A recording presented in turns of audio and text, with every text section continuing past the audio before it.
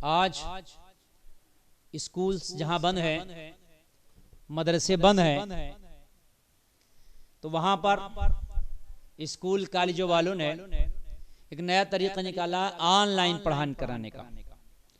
Online पढ़ाई हो रही है। तो मैं ये समझता हूँ ये ऑनलाइन पढ़ाई तो कुछ नहीं है, सिर्फ एक नाम है पढ़ाई का। नहीं हो पा रही पढ़ाई, और पढ़ाई मेन चीज है। पढ़ाई करने का भी कोई तरीका ऐसा निकलना चाहिए कि जिस तरीके से बच्चों का जो जितना बड़ा नुकसान हो रहा है इतना नहीं हो पाए। भाई जहां पर हमारा रोड खुल गया, बैंकें खुल गई और दूसरी चीजें एहतियात के साथ खुल गए, तो वहीं पर एहतियात के साथ स्कूल और कॉलेजेस भी खुलना चाहिए। चूंकि तालीम का बहुत नुकसान हो रहा और ऑनलाइन जो पढ़ाई हो रही है वो पढ़ाई कम हो रही है और बदमाशी उसमें ज्यादा हो रही है। अभी मैं आपको बताऊंगा, मिसाल के तौर पर ऑनलाइन पढ़ाई कराने के लिए ये छोटे बच्चे nursery, play nursery, LKG, UKG, KG और 1, 2 ये जो होते हैं ना, दूसरे तीसरे ये चौथे 5 क्लास तक के जो इंग्लिश मीडियम के खासकर बच्चे होते हैं। क्योंकि अब जो सरकारी स्कूल है हमारे बेसिक स्कूल, उनमें तो ऑनलाइन कुछ है ही नहीं। उनमें तो जब पढ़ाई होती थी उस जमाने में कभी कुछ नहीं हुआ, जब लॉकडाउन नहीं था, तो अब क्या तीर मारेंगे वो स्कूल। भाई उसमें तो जब पढ़ाई होती तब मास्टरों ने पढ़ा के दिया, अखबार पढ़ा, खिचड़ी खिलाई बच्चों को, मिड डे मील वाली, वो चले गए। तो वो आप क्या करेंगे, वो तो जीरो मामला, 0/0 पहले भी था आज भी है। मैं उनकी बात कर रहा हूँ जो प्राइवेट स्कूल है और उनमें ऑनलाइन पढ़ाई चल रही है, खासकर इंग्लिश मीडियम में। तो जो छोटा बच्चा है, अब मजबूरी है, चूंकि ऑनलाइन पढ़ाई करेगा तो मोबाइल उसके हाथ में दिया जाएगा। भाई मेरे घर पे भी बच्चे हैं छोटे छोटे, मैं देखता हूँ उनके हाथ में भी मोबाइल दिया जाता है। तो वो जब तक उनके सामने वर्क उनसे करा रहे हैं, काम करा रहे हैं, वो काम कर रहे हैं, और जैसे ही नजर हटी घर वाले की, गार्जियंस की, वैसे ही उन्होंने काम एक तरफ कर दिया और गेम शुरू कर दिया। गेम चल रहा मियां उनका। पता चला कि इस लॉकडाउन में जिन बच्चों को मोबाइल दिया गया उन्होंने पढ़ाइयां कम की, गेम ज्यादा। अभी मुझे सुनने में आया 16 साल का लड़का, बल्कि अखबार में छपी थी ये बात कि PUBG का गेम खेल रहा था, 6 घंटे कंटिन्यू खेलता रहा। 6 घंटे खेलते खेलते 6 घंटे के बाद जब उसे हार हुई इस गेम में, तो उसे हार्ट अटैक आ गया और वहीं पर उसका इंतकाल हो गया। तो बच्चों ने उन मोबाइलों से गेम खेलना शुरू कर दिया। ये स्कूल वालों को समझना होगा, ये हमारे आला अधिकारियों को समझना होगा कितना तबाही की तरफ जा रहा हमारा मुआशरा। और जो लड़कियां हैं छोटी हैं तो फिर वो गेम की तरफ, और जो बड़ी हैं उनको मोबाइल दिया गया, मजबूरी है मोबाइल देना क्योंकि ऑनलाइन पढ़ रही हैं। तो फिर उन्होंने काम कम किया, व्हाट्सएप पे दोस्तों से चैट ज्यादा कर, उनकी दोस्तियां हो गई इस लॉकडाउन में। फेसबुक पर, व्हाट्सएप पर, मैसेंजर पर खूब उनकी दोस्तियां चल रही हैं, खूब बातें चल रही हैं। उनके क्लास में जितने लड़के थे तो अब उनसे चैट चल रही है। जो क्लास मास्टर थे उनसे नहीं चल रही, जो प्रोफेसर साहब थे उनसे नहीं हो रहा है, उनकी क्लास नहीं ले रही हैं, ऑनलाइन उनको नहीं पढ़ रही हैं, बल्कि जो लड़के थे अब उनसे चल रही है आपस में चैट।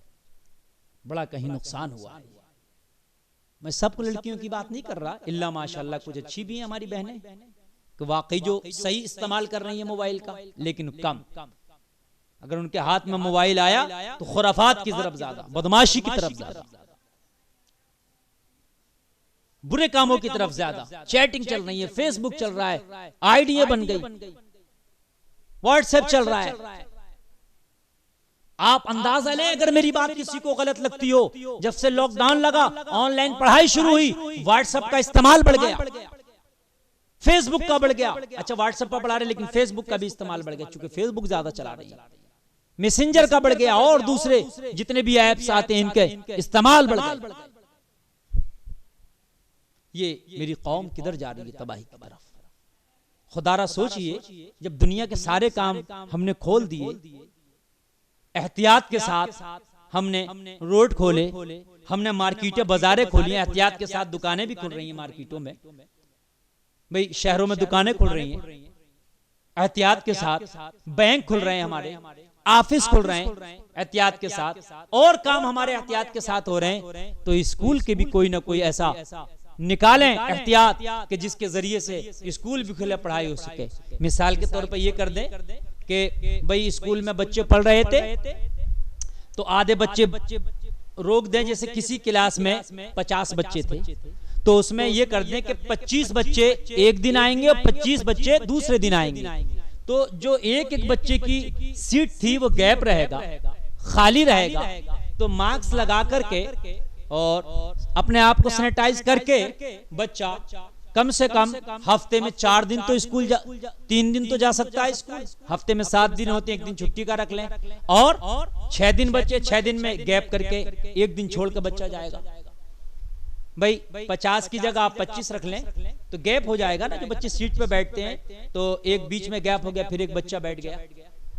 या उसके अलावा भी कोई और निकालने हो सकता है। मैं नाक़िसुल अक्ल, मेरे पास इतनी अक्ल या इतना इल्म नहीं, मुझसे अच्छे जानने वाले अच्छे हैं, इससे बेहतर कोई और तरीका निकल सके। हजारों तरीके हैं, निकालें, कोई और अच्छी स्कीम निकालें। लेकिन तालीम का बहुत नुकसान हो रहा है, बहुत खसारा हो रहा है तालीम का। और हमारे मदरसे वाले जो बच्चे थे वो तो बिल्कुल जीरो हो गए। जो हाफजा कर रहा था, 20 पारा पढ़ा था, 25 पारा, 15 पारा, 10 पारा वो हाफजा कर लिया था, याद कर लिया था, इन 4 महीनों में 3-4 महीनों तो बिल्कुल जीरो हो गया। बड़ा नुकसान है। तो इसका कोई ऐसा तरीका निकाला जाए। और हमारे बच्चे गेम की तरफ ज्यादा भाग रहे हैं। फिर अगर कल स्कूल खुले भी, भाई 4 महीने बाद, 2 महीने बाद कभी खुले, कभी तो खुलेंगे, जब खुले भी तो फिर बच्चों की ऐसी आदत पड़ चुकी होगी इन गेमों की, ऐसी आदत पड़ चुकी होगी कि बच्चे फिर इधर पलट कर आने की कोशिश नहीं करेंगे। और हमारे स्कूल वाले, अल्लाह इन्हें भी अक्ल दे, ये अपनी फीस की तलवार लिए खड़े हैं। बताइए, बच्चा पढ़ने के लिए स्कूल में नहीं जा रहा, मेंटेनेंस फीस तब भी ले रहे हैं ये। बच्चा स्कूल में पढ़ने के लिए नहीं जा रहा, लेकिन जो लाइट का बिल है वो फिर भी ले रहे हैं, फीस में लिख करके भेज रहे हैं। मैं महीने की फीस भी चाहिए मुकम्मल। आपका बच्चा नहीं आ रहा, आप जानो, मैं महीने की पूरी फीस, लाइट के बिल वाली फीस अलग से, मेंटेनेंस वाली जो होती है वो भी चाहिए। जो बताओ, और हमारा शासन प्रशासन आके बंद करके बैठा है। अरे वो गरीब जो खाना नहीं खा पा रहा अपने पेट में, वो इन सारी फीसें कहां से देगा? कम से कम मेंटेनेंस, जब बच्चा आपके स्कूल में आया नहीं, उसने तोड़फोड़ किया नहीं, तो किस बात का मेंटेनेंस? जब बच्चा आया नहीं, आपने लाइट या फैन इस्तेमाल किया नहीं, किस बात का इलेक्ट्रिक बिल, किस बात का लाइट का बिल? और कई तरह के चार्जेस। हालांकि फीस भी नहीं होना चाहिए थी, फीस भी आधी होना चाहिए थी। लॉकडाउन की आधी कर देते। अगर किसी की 500 की है तो 250, 1000 है तो 500, 2000 है तो 1000 होना चाहिए थी। बच्चा पढ़ने नहीं आ रहा, तुम्हारे जो टीचर पढ़ाने के लिए आते हैं, उन टीचरों को आने जाने में जो पेट्रोल उनका खर्च होता, सवारी में पैसा खर्च होता, वो भी खत्म। अपने घर पे बैठ के ऑनलाइन मैसेज कर दिया, उसके जरिए पढ़ाने में फीस पूरी, मेंटेनेंस पूरा, लाइट का बिल पूरा। शर्म करो। मैं गुजारिश करूंगा, मैं मांग कर रहा हूं, बहुत से लोग परेशान हैं, कितने लोगों को खाना नहीं है, फीस कहां से दें इतने तरीके की? चेक किया जाए इन स्कूलों को, जितने प्राइवेट स्कूल हैं इनका चेक इन किया जाए। और वाकई अगर ये नाजायज फीस वसूल कर रहे हैं बच्चे से, अगर लाइट की फीस वसूल कर रहे हैं, मेंटेनेंस वसूल कर रहे हैं, और रंग रोगन के लिए जो फीस एक होती है अलग से वो वसूल कर रहे हैं, तो फिर इनकी मान्यताएं खारिज कर दी जाए, इनके स्कूलों पर प्लांटी डाली जाए। तबाह करके रख दिया कौम को। आज खाना मिलने तैयार नहीं है आदमी को इस लॉकडाउन में।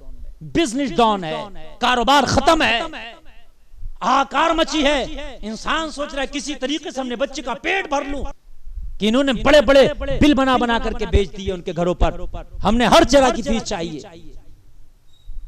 शर्म करो जरा, शर्म आना चाहिए। तुम्हारा पेट कब भरेगा? इस कौम पर, इस कौम इंसानियत पर जरा रहम खाओ। ये भी तुम्हारे भाई हैं, ये तुम्हारे स्कूलों में अपने बच्चों को पढ़ाते हैं।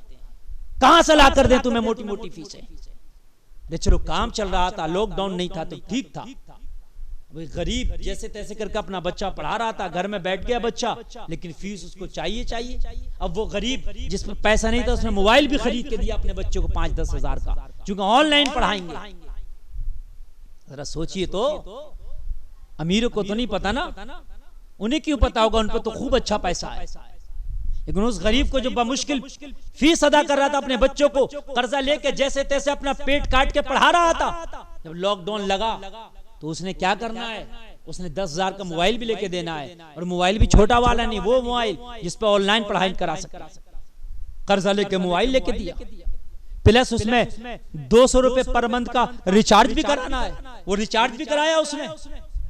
अब तुम्हारी फीसों का जुल्म ऊपर से, शर्म तो आना चाहिए प्राइवेट स्कूल वालों को।